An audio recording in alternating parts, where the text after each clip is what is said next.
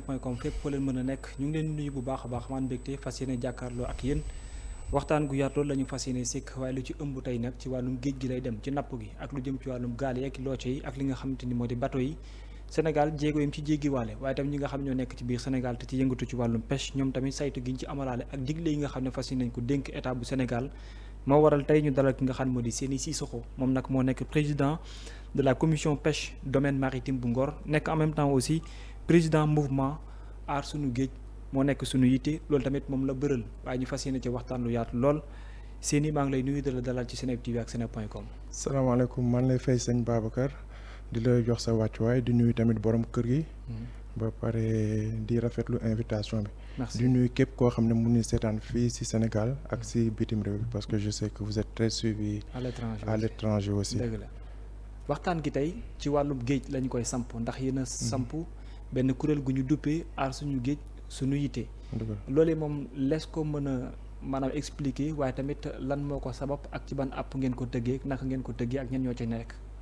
dëgg la aar suñu géej suñu yitte ñun ko samp depuis 2017 lu ko tax a jóg mooy jàppale képp koo xam ne acteur de la pêche ci wàllu napp bi ñun suñu triptyque mooy dundal napp gi napp dunde aar napp gi. ngir ñëpp mën ci gis seen bopp ñi nga xam ne ñu ngi Sénégal ak ñi nga xam ne ñu ngi jógee bitim réew. ñu mën a suivre réglementation bi di napp mu doon benn partenariat.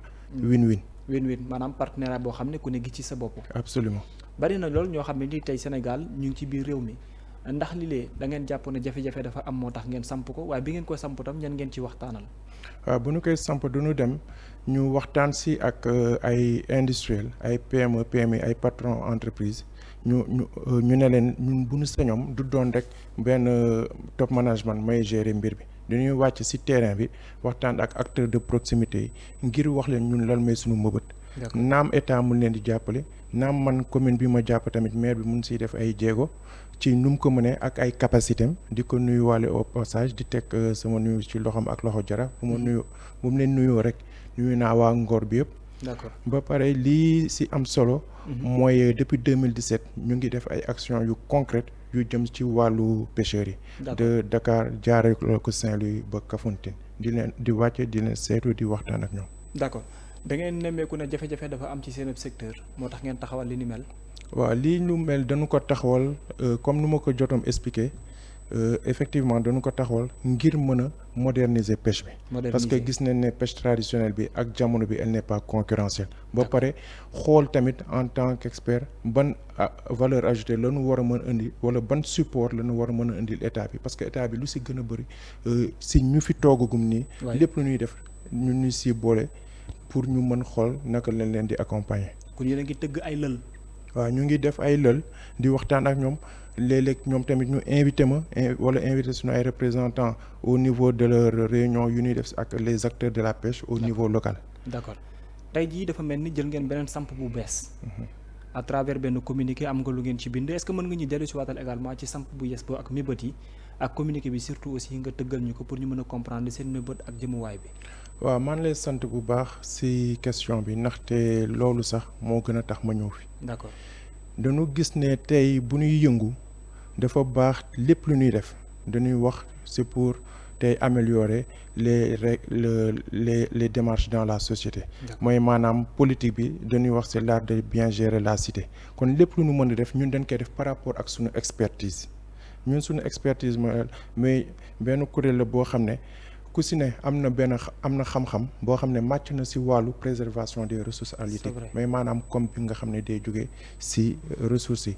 léegi pour revenir au communiqué en tant que tel lu tax tey ñu def communiqué. parce que tey gis na ne am na comme mouvement la. am na ñu bari am na ay appartenance politique yu ñu am man mii di wax ak yow amoon naa appartenance politique. parce que yàgg naa ànd ci kuréelu Yewwi Askan Wi. Yewwi Askan Wi après ak Khalifa Sall ma ànd ak Khalifa Sall ñuy ànd di dox. d'accord mais tey duñu dem ba buñ la jiitalee ci kuréel ay ndaw leen nga àndal toog neen def ay réunion du benn du ñaar ñu ne ma ñun de wax dëgg yàlla jox nañ la bopp óolu nen la. bu ñu sañoom tey nga dem kàddu yi nga jottali ko askan.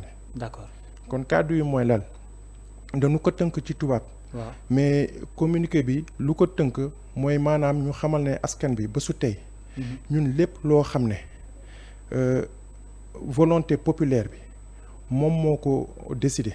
mooy maanaam incarner les principes fondamentaux de la République. qui sont le socle d'une gouvernance juste, légitime et équitable. C'est en toute démocratie digne de ce nom. La volonté du peuple constitue la base de l'autorité gouvernementale fii ñu nekk nii. D'accord. léegi nag nit mënoo bëgg dara et son contraire aller contre cette volonté ñun si nu ñu ko gisee dictée par les urnes à hauteur de 54% de la population. Oui. C'est altérer le sens même du contrat social. mais maanaam ndaw yi nga xam ne ñoom la ñu nekkal. waaw ñoom bu ñu demee ba tey bu ñu defee benn échantillon. tey bu ñu jëloon fukki nit. waaw à peu près 6 yi. nee na ñun ñii la ñu bëgg ñu gouverner. ñii la ñu wóolu. donc ñu ne ma seeni loolu la leen bëgg nga jotal na askan wi xamal na leen tey ñun vraiment bu ñu demee à contraire bu ñu ramee ak contre courant dafa mel ni on porte atteinte à la confiance des citoyens. D'accord. Placés en leur institution. léegi nag lu ñu war a leeral. lu ñu war a clarifier. mooy sunu position bi lu tax ñu jël ko. waaw ñun liggéey moom lu tax a jóg mais tamit nit da ngay am déontologie da ngay am éthique ñun sunu éthique bu ñu waxtaanee da ne que il faut ñu clarifier sunu position quant à la non adhésion aux différentes intercoalitions qui se forment actuellement dans l'arène politique dañoo gis ay intercoalition ci opposition beeg contre nature fépp nag fépp joxuñu kenn mais benn constat la ay nit yoo xam ne tey dañu am benn idéologie tey nga ne man je suis libéral je suis de la gauche wala nga ne je suis centriste ay nit yoo xam ne tey ñu war a incarner benn idéologie ay valeurs ñoom ñooy regroupé wu tey ngir lal ngir mën a am benn poste assemblée. ngir lal ngir seen intérêt crypto personnel au détriment de l'intérêt général. donc loolu mooy suñu gis-gis. donc yéen seen mouvement dafa attaché wu woon ci taxawu Sénégal. ñun suñu mouvement effectivement dafa attaché woon. si mais léegi par mon canal par da ngeen décidé bàppee ko ci ñoom pour jàppale le pouvoir actuellement en place. absolument et man je suis le premier répondant man bokk naa si ñi nga xam ne nee naa leen je serai le premier porteur de voix bu nu si déggoo loo leen dégg man j'assume mes responsabilités ne aar suñu géej mooy suñu unité a toujours fondé ses actions et sa vision n'est-ce pas sur des principes de valeurs claires lu leer la ñuy dox qui prônent l'unité la justice sociale et la défense des intérêts des populations. D'accord. léegi nag Babacar. waaw à ce titre nous ne serions associés à des coalitions nous associer à des coalitions où les idéologies et les orientations politiques divergent des nôtres fondamentalement ñun suñu gëm-gëm mooy nous croyons fermement que l'efficacité d'une alliance politique réside dans une cohérence idéologique et programmatique. Autant pour moi. léegi nag toute coalition boo xam ne. nit am na sañ-sañ construire ko uniquement autour des intérêts électoralistes. sans une véritable harmonie de vision ñun dafay compromettre suñu stabilité ak progrès bi nga xam ne yéene neen ko nation bi. d'accord loolu nag moo tax ñu ne dañuy fàttali askan wi di fàttali Sénégal. bi nga xam ne ñu ñëpp ñoo ko bokk. benn bopp la kenn mën koo xar ñaar que sunu mouvement en aucun cas loolu dafay baax tamit ñu wax ko il a été impliqué dans la gestion du gouvernement sortant en aucun cas. D'accord. Notamment en ce qui concerne les secteurs critiques de l'économie bleue mooy ñun wàllu bu ñuy yëngu. bu ñu waxee économie bleue rek du napp gi rek. mooy maanaam richesse yi nga xam ne tey naka lañ ko war a gérer ba askan wi yëpp gis ci seen bopp. muy pétrole bi muy gaz bi. d'accord donc tey yéen mën nañ jàpp ko ne jàppandal gi ngeen am ci Khalifa Sall ak ni ñoom jógee ngeen fa parce que pour yéen dafa trahir li nga xamante ni moo di yoon bi ngeen daan àbb. dafa am loo xam ne déema waxtaan nañ ko ñu ne mën nañ véhiculer suñu message mais soyons pondérés nous n'avons pas le droit de juger parce que nous ne voulons pas demain ëllëg si bi ay réeroo am. parce que nous avons été comptables quelque part ñun toog nañ waxtaan ay jamono si Yewwi Askan Wi xool naka la ñuy doxalee ba mën a suqali Sénégal. kon tey il n'est pas question de trahison il est question de se poser des questions. Sur la situation préoccupante, j'y arrive. Oui. Constatée au niveau de la pêche. La pêche, elle est illicite, non réglementée, et aussi tenir compte de la situation préoccupante de la préservation des ressources halieutiques. D'accord. Et l'octroi des permis d'exploitation. waaw permis d'exploitation yi du tey de on peut pas dire que on peut mettre ça à la solde ou bien sur le dos du nouveau gouvernement. Il résulte d'une mauvaise gouvernance boo xam ne bu fi yàgg la pour yéen. caractérisée par une mauvaise planification des allocations des ressources boo xam ne des licences de pêche ont été octroyées abusivement, des contrats pour l'exploitation de nos ressources en termes d'économie, c'est-à-dire gazières et pétrolières, ont été une mauvaise planification, ont fait l'objet d'une mauvaise planification, d'une mauvaise attribution, sans clairvoyance. Ba tey kenn mënu la wax contrat bi lii moo si nekk en toute objectivité. D'accord. Loolu nag il ne suffit pas de critiquer, mais puisque nous voulons être une force de proposition, oui. sans condition, sunu engagement c'est de proposer des solutions concrètes, durables, inclusives. D'accord. ñun ñëpp ñooy toog waxtaane ko. Est-ce que nga yaakaar ne li nga fi souligné nii secteur bu ngeen xam la yéen a ngi ci yëngatu mais lan l'activité politique du leen ci indil jafe-jafe. En termes d'activité politique xam nga. parce que vous avez pris position aussi. Gëstu di baax mais il faut regarder droit devant. D'accord. ñun man tey boo ma gisee j'ai plus de 50 ans même si je ne le parais pas d'après ce que certains disent. Mais lu ma dese sama ngir dund yaakaar naa ne bu ko motee ma jël waaye yaakaar naa ne mënu ko si on suit l'ordre logique des choses 66 ans comme ni ko sallallahu alayhi wa sallam dundee. loo si teg bonus la. D'accord. Donc ñun tey on se bat pour les générations futures moo tax ñuy xool l'avenir jeunesse bi lan la bëgg. On n'a pas été dicté par nos propres intérêts du ñu xool jeunesse bi fu muy xool lu mu bëgg nit nag mënoo ko jàppale ba pare yow doo xool fu muy xool yéenee bokk ko foo leen di xool nga teg ay canevas ay garde-fou mënoo nekk fépp. mais yow lii nga xam ne suñu borom baaxee na ëllëg ngay dem di jaay sa expertise à l'extérieur ëllëg ngay dem si yeneen dëkk yi di émigrer nous on prend nos responsabilités on dit on accompagne notre jeunesse à commencer par nos enfants. D'accord. Nos frères nos sœurs. Et sous la tutelle aussi bien avisé du ministère de la hiérarchie, mais je voulais dire des gens plus expérimentés parce que Sénégal on a beaucoup de compétences, il faut les mettre à profit. Loolu nag moo tax on n'est pas cloisonné. waaw dañuy waxtaan ak ay think tanks man dama bokk ci ay think tanks comme sama yeneen morom. ñuy waxtaan sur les problématiques de l'heure. D'accord. ku nekk di ci def ay notes productives di ci indi xalaatam di ko jox autorité bi pour mu mën ko gëstu. D'accord. Autorité yooyu yaa ngi wax ne léeg-léeg ngeen toog ak ñoom waxtaan ñu ngi leen di ibbil seen ay buntu est-ce que vous vous rendez compte que ñoom li ngeen leen di jox ñu ngi koy tenir en compte. Appropriation bi bu xasee ba am rek on peut dire que c'est un pas en avant. D'accord. Maintenant tout un chacun a son propre agenda. D'accord. Un agenda boo xam ne quand on parle aujourd'hui de réalisation je pense que c'est prématuré par rapport à la vision. D'accord. Où aujourd'hui le PASTEF veut amener les jeunes donc loolu tamit dafay baax ñu leeral ko. Donc dafa am tey loo xam ne. même ñun ci sunu wàllu bopp. waaw on fait le diagnostic situationnel ci lii xew ci sunu environ écosystème ba pare. waaw on le rétribue mu gëstu ko il faut que aussi s'assurer que c'est en phase ak seen orientation stratégique. D'accord. Ça c'est important.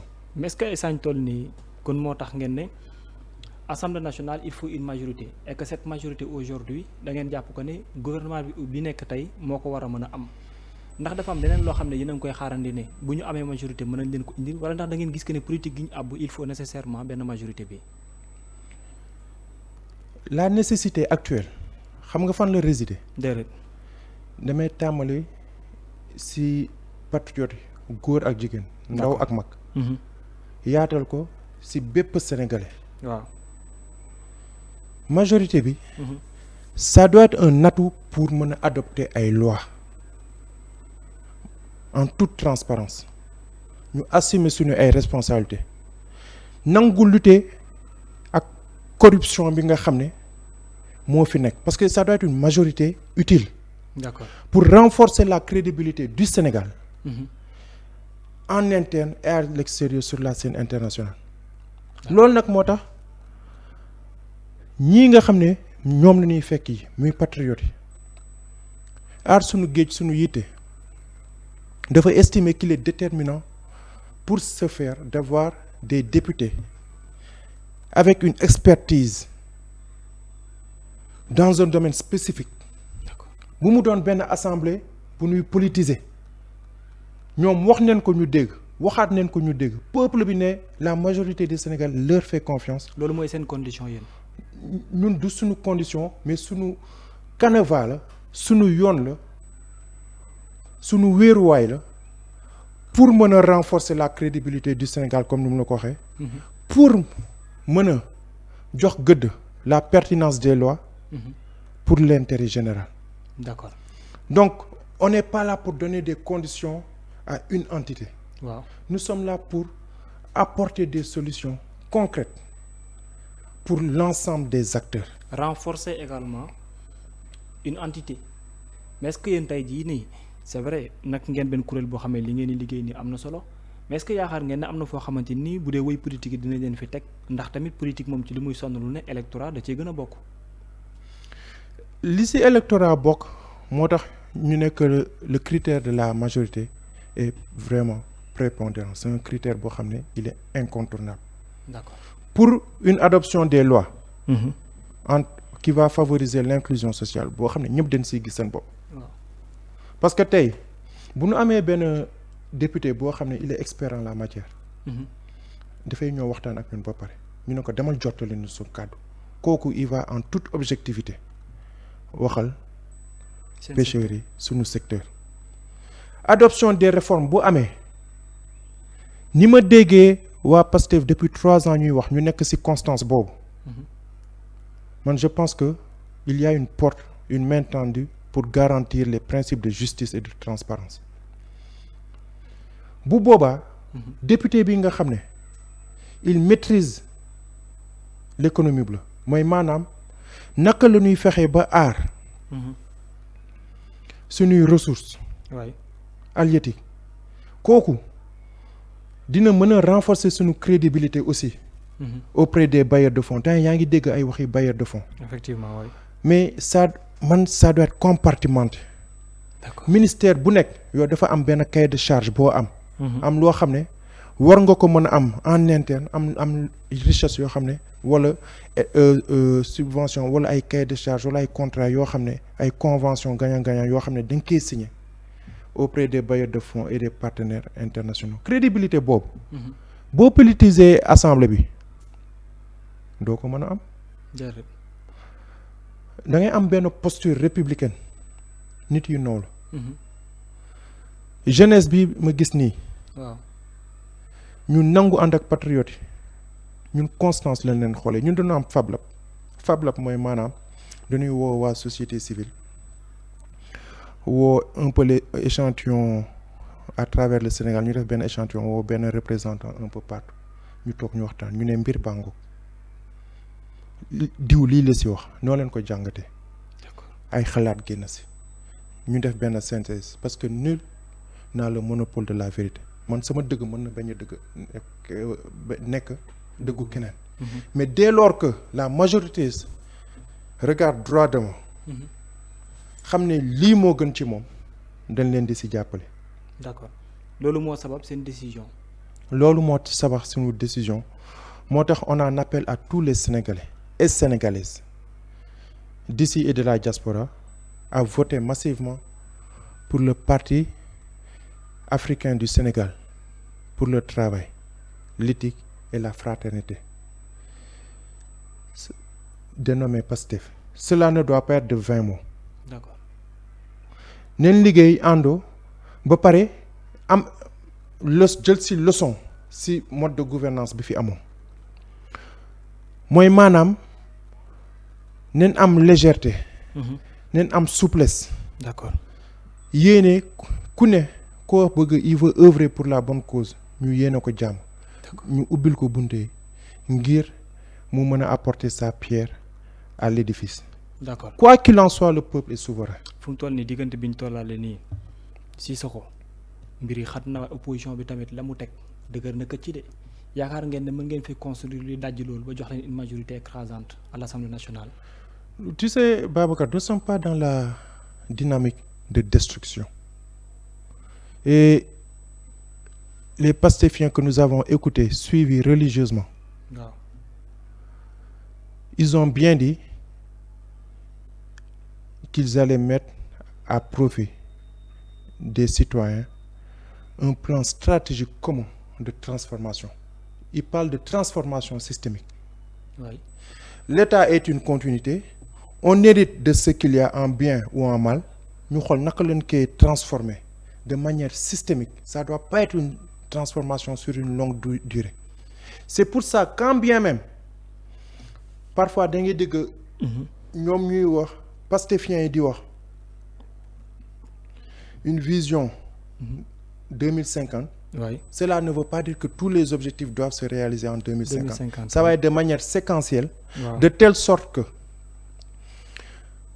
stratégie bi ñuy dérouler nga xam ne am nañ ci vision commune ñun ñu adhéré ci waaw dinañ ko saytu fi ak 2029 am na ay jalons yu ñuy teg. d'accord léegi nag dafay baax tamit ñu fàttali que la vision aujourd'hui lii nga xam ne mooy réunir lundi incha allah acteurs yi au niveau de Diamniadio surtout les bailleurs de fonds waaw les investisseurs ceux qui apportent de manière considérable waaw entre guillemets n'est-ce pas une valeur ajoutée à notre économie mooy ñu xamal na leen vision bi ñu partagé ak PASTEF mooy de devenir un pôle économique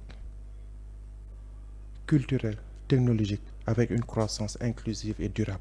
merci Par la technologie yow gis nga ci dara déjà ak xale yi créer satellite bi loolu mën neen ko utiliser à bon escient même pour ñun d'accord mën neen ko paramétrer de telle sorte que napp gi dafay doon benn gestion intelligente de nos ressources léegi vision boobu waaw il suffit pas seulement de dire un slogan mais dafa am levier bu ñu toogee ñu saytu levier yi ñu nu proposer te ñu nangu ko mais mu am benn gouvernance benn engagement panafricain d'accord bu mu yem rek Sénégal c'est-à-dire on a des pays voisins frontaliers yoo xam ne dañu war a wax ak ñoom la Mauritanie gaz GTA bi nga xam ne dañu ko bokk ak ñoom le Mali oui la Gambie qui est à l'intérieur du Sénégal panafricanisme ça commence d'abord en interne d'accord nord sud après ñu boole lépp mu doon une valeur ajoutée d'accord léegi nag capital humain bi waruñu ko fàtte d'accord le capital humain on ne parle pas de ressources on peut parler de ressources